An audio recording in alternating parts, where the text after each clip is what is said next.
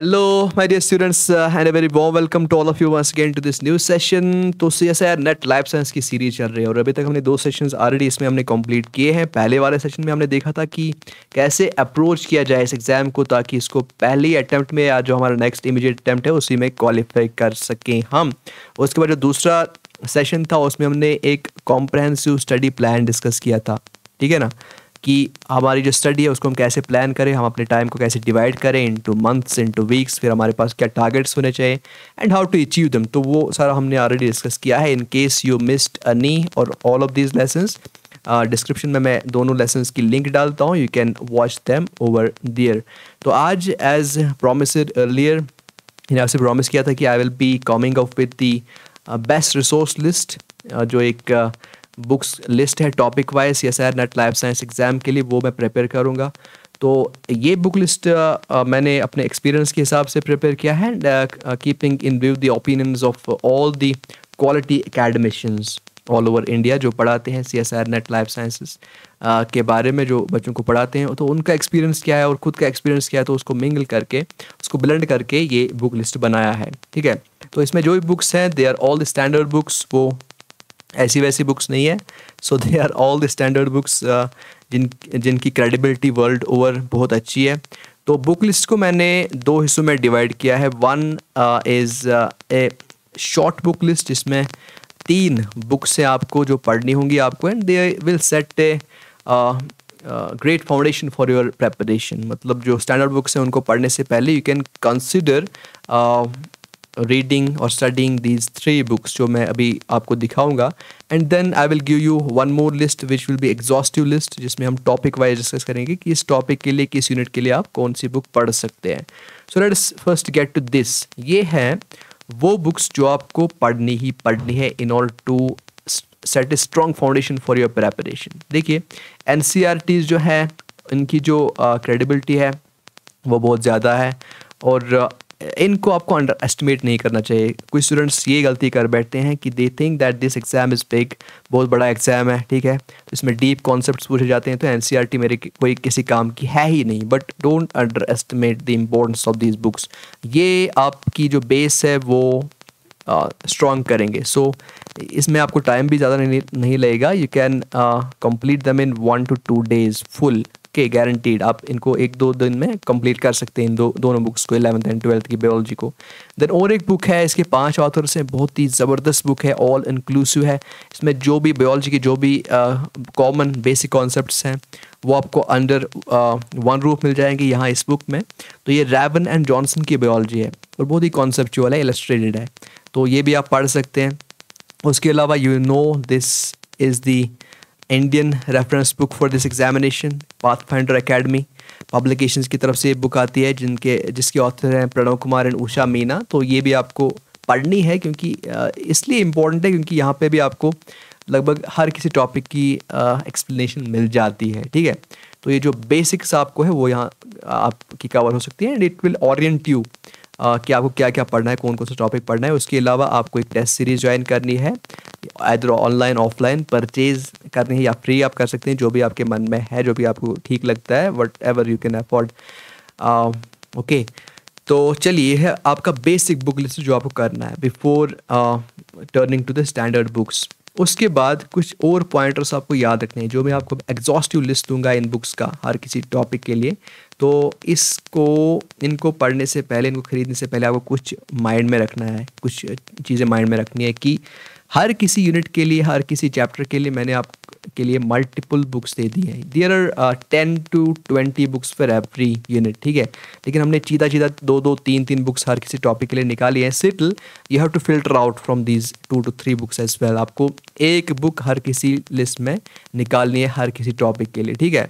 तो this will be ideal situation for you. अगर फिर आपका एक बुक से क्लियर नहीं होता है then you can refer to another book, लेकिन प्रेफरेबली आपको ये करना चाहिए कि एक बुक आप रख लीजिए हर किसी टॉपिक के लिए। 3-3 बुक्स में हर किसी यूनिट के लिए दूंगा। You have to choose one, try to choose one, at the most आपको 2 चूज़ करनी पड़ेंगी। देन आपको क्या प्रीफेस्ट कंक्लूजन पढ़ना है कि आपको पेज 1 से पेज 3000 तक पढ़ना है, मतलब फर्स्ट फेज से लास्ट फेज पढ़ना है, नहीं, बिल्कुल नहीं। You have to do the selective study, और यहाँ पे आपको इंपॉर्टेंस पता चलेगी सिलेबस की। सिलेबस का रट्टा मारना है। देन जब भी आप किसी 3000 पेज वाली या 1200 पेज वाली बुक में जाएंगे, इट विल कम हैंडी। जो सिलेबस का जो प्रेपरेशन है वो हैंडी यहाँ पे आ जाएगा, वो काम आ जाएगा, क्योंकि आप उसी टॉपिक पे जाएंगे जो आपको सिलेबस में दिखेगा। So you have to study syllabus wise. आपको बुक पूरी की पूरी नहीं पढ़नी है, you have to do the selective study of topics mentioned in your syllabus. Then prepare notes, जैसे मैंने पहले बोला, they must be comprehensive, they must be condensed, they must be क्या क्या बोलते हैं भाई, कॉम्प्रहेंसिव, कंडेंस्ड, कंसाइज, ठीक है। तो ये बुक नोट्स होने चाहिए, छोटे नोट्स होने चाहिए, लंबे लंबे नोट्स नहीं होने चाहिए, और कॉम्प्रहेंसिव होने चाहिए, जो आप कल समझें, जिनको आप कल फिर रिवाइज कर पाएँ अच्छे से। And then don't get stuck. आप कोई टॉपिक पढ़ रहे हैं तो मतलब आपने 2-3 लाइन्स पढ़ी और फिर वहाँ पे आप अटक गए, ठीक है, आपको समझ नहीं आ रहा है, आप अटक गए, ठीक है। Don't do that. पहली मतलब रीडिंग अच्छे से कर लीजिए, मे बी आपको 10% ही समझ आए। देन डू सेकंड रीडिंग, आपको 40% समझ आएगा। Then do third reading, you will get to know 60% of the concept, ठीक है। तो ऐसे कहीं पे स्टिक करने की कोशिश न करिए, इससे आपका टाइम मतलब आपका जो टाइम है वो ख़त्म हो जाएगा, ठीक है।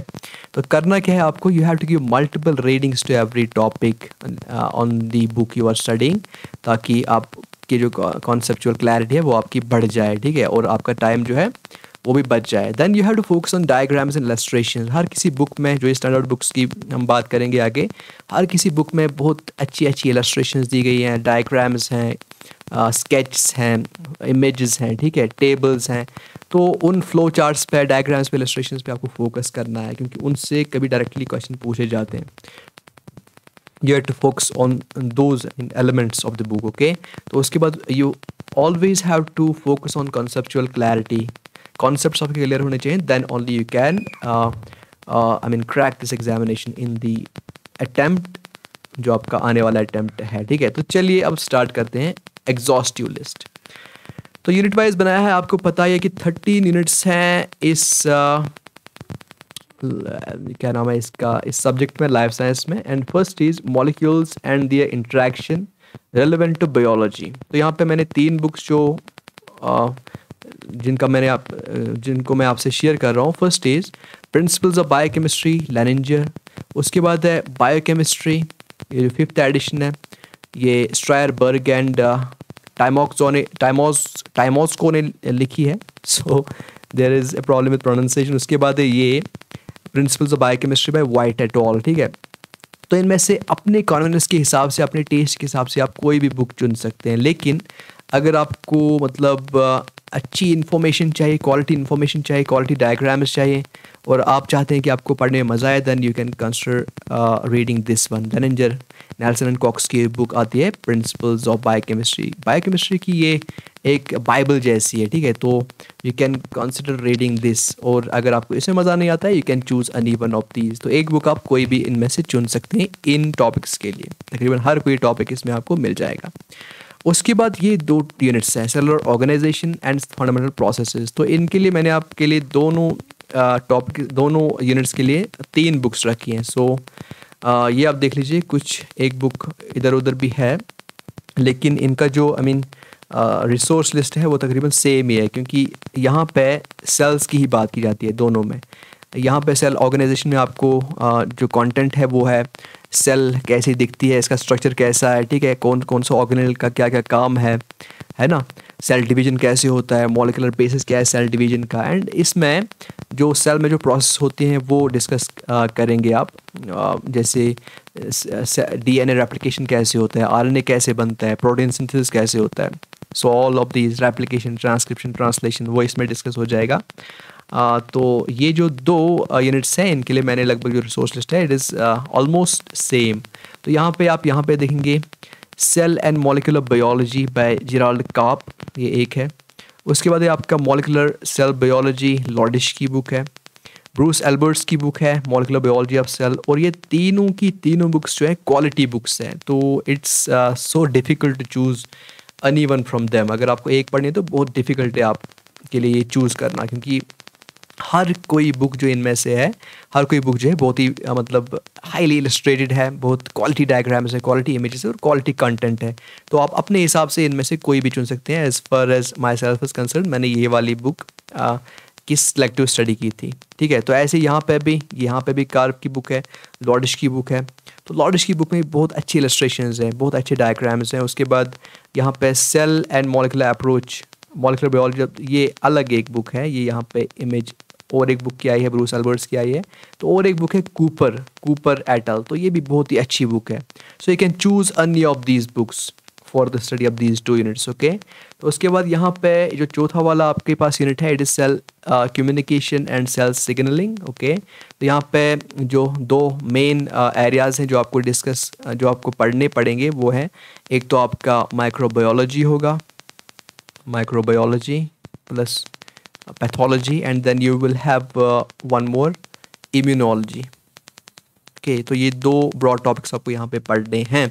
तो इम्यूनोलॉजी के लिए it's Kuby, bible of immunology, ये आप कर सकते हैं, लेकिन लेंथी बुक है, बहुत लेंथी बुक है ये। तो अगर आपको मतलब आपके पास टाइम कम है, then you can consider reading this one, instant notes for immunology. हालांकि इसमें इन्फॉर्मेशन बहुत कम है और जितनी यहाँ पे मतलब इलस्ट्रेशंस हैं, डेमोन्स्ट्रेशंस है, वो आपको यहाँ पे नहीं मिलेंगी। बट स्टिल अगर आपके पास टाइम कम है, then you can read this one. अगर आपके पास टाइम है, you can do selective study of this book, okay. उसके बाद माइक्रोबायोलॉजी के लिए जो फेवरेट है मेरी वो है प्रेस्कॉट की बुक, ठीक है।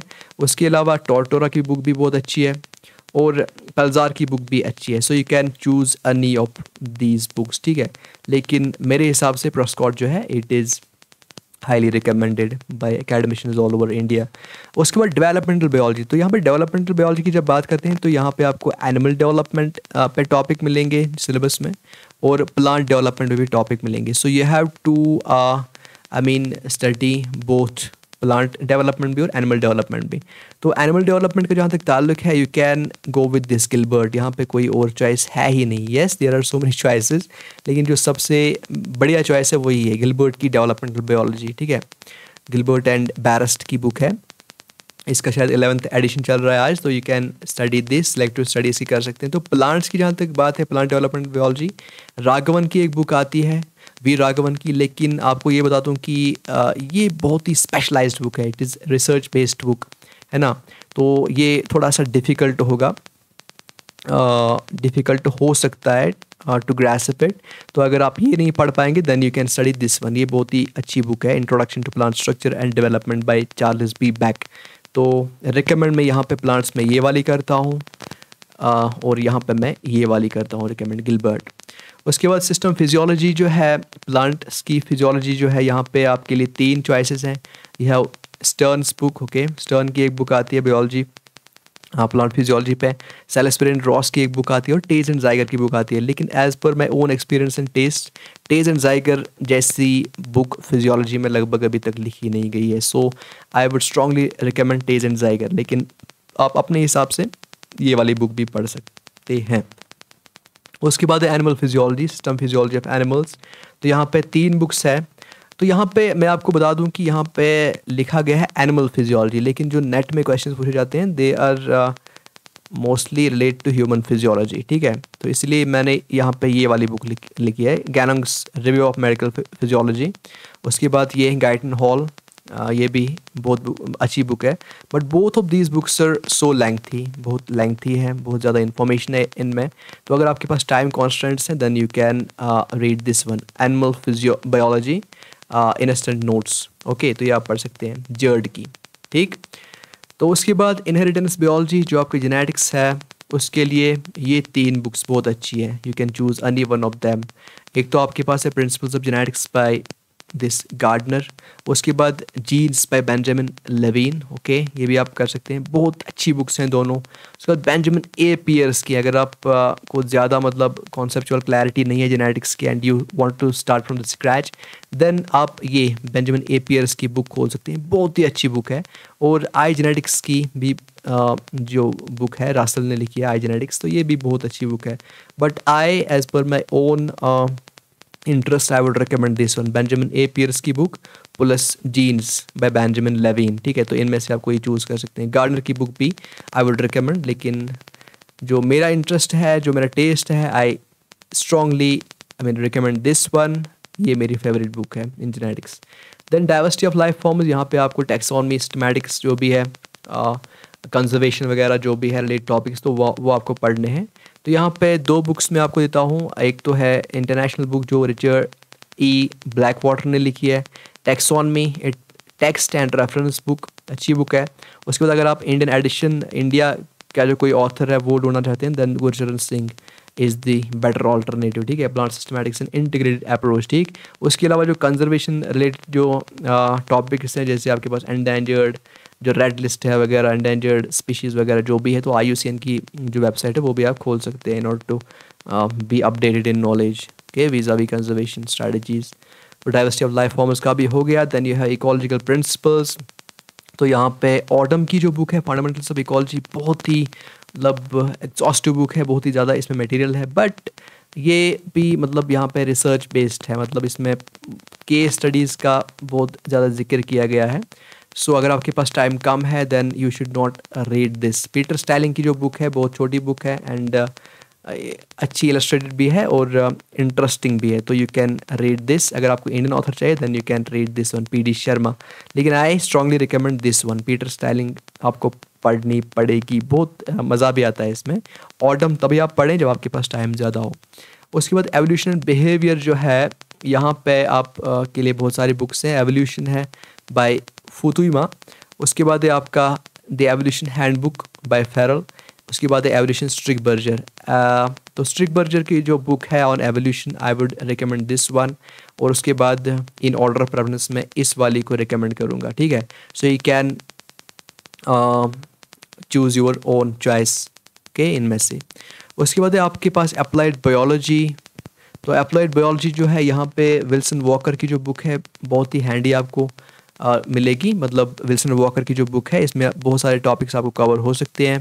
Principles and techniques of biochemistry and molecular biology, यहाँ पे भी इलस्ट्रेशन बहुत ज़्यादा है, अच्छी है, तो आपको समझ आएंगे टॉपिक्स अच्छे से। उसके बाद स्पेसिफिकली टिश्यू कल्चर पे राजदान साहब ने एक बुक लिखी है, you can consider reading that as well. Biotechnology पे एक बुक आई है BD सिंह की, Indian author, so you can study that as well. Wilson Walker की बुक मैं स्ट्रांगली रिकमेंड करूँगा इस टॉपिक, इस ये चैप्टर के लिए। उसके बाद लास्ट वाला जो हमारा यूनिट है, it will be methods in biology, okay. तो जैसे आपके पास टेक्नोलॉजीज़ हैं बायोलॉजी में, आप कौन सी टेक्नोलॉजीज़ आप यूज़ करते हो, उन्हीं के बारे में ये टॉपिक है, ये वाला यूनिट है।